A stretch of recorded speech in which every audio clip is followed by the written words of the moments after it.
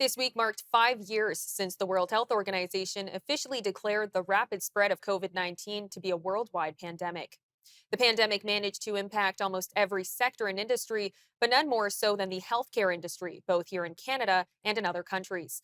I sat down with Dr. Abhishek Raut, medical director at Appletree Medical Group, to discuss some of the challenges that Canada's healthcare industry faced in the early stages of the pandemic. Well, in the early stages of the pandemic, we had overwhelming cascade upon cascade of challenges in our healthcare system.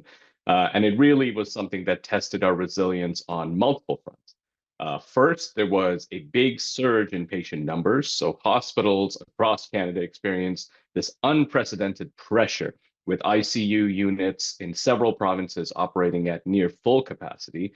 I'm sure we remember reports from areas like Ontario and Quebec showing ICU occupancy rates climbing at over 90% during peak times, and really forcing healthcare professionals such as myself to make heart-wrenching decisions about resource allocation and patient prioritization. Simultaneously, we had a shortage of PPE or personal protective equipment, which was a critical threat. We saw global supply chains disrupted.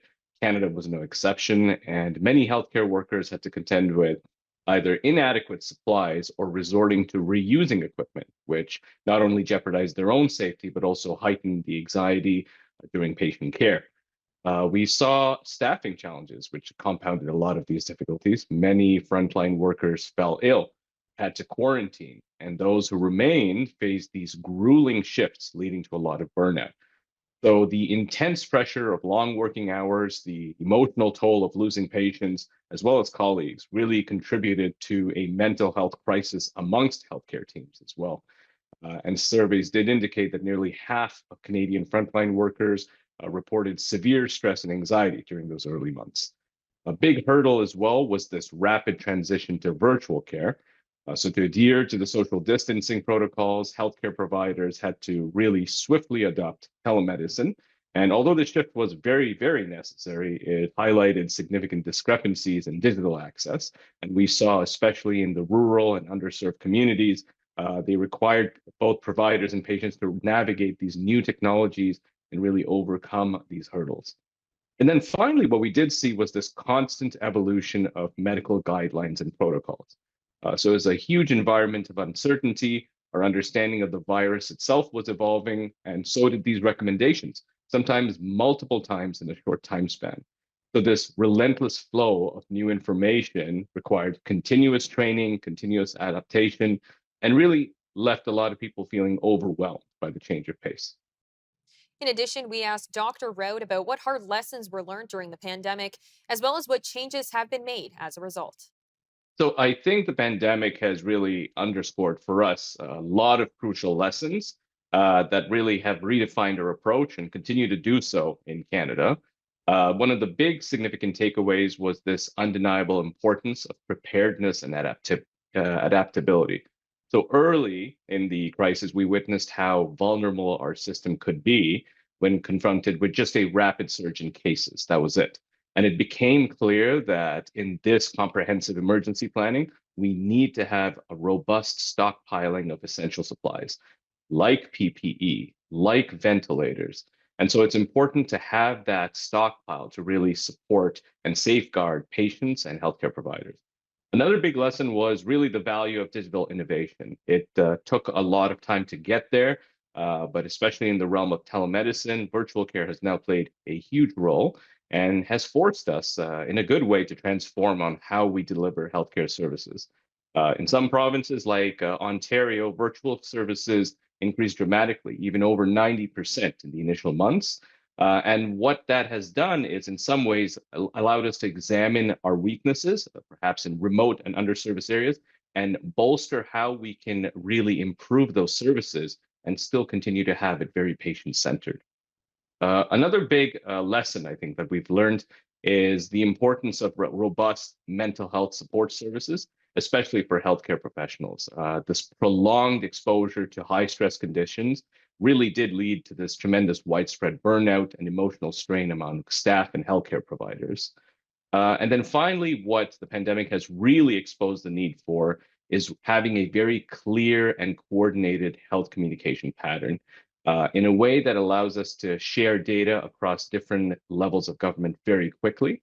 And this experience has, in fact, spurred some investments in improving our data infrastructure and integrating a lot of public health systems that provinces can now share information more effectively and make more informed decisions in the future. And finally, we spoke to Dr. Raut about what could have been done to avoid the politicization of COVID-19 policies during the pandemic. I think the politicalization of COVID policies, in many ways, looking at it as a physician and also a citizen, formed a secondary crisis that really added to all of the challenges that our healthcare system faced. In retrospect, I think there were a lot of strategies that could have helped steer the conversation towards science rather than towards politics.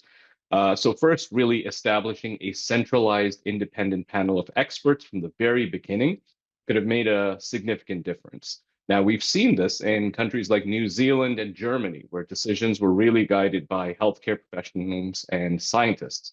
And that really enhanced public trust and showed that the policies were based solely on evolving evidence. In Canada, we mobilized a similar board, drawing from the experience of the Public Health Agency of Canada, leading academic researchers and frontline clinicians. And it could have provided, I think, more clear and consistent messaging, which was insulated from the obvious political pressures.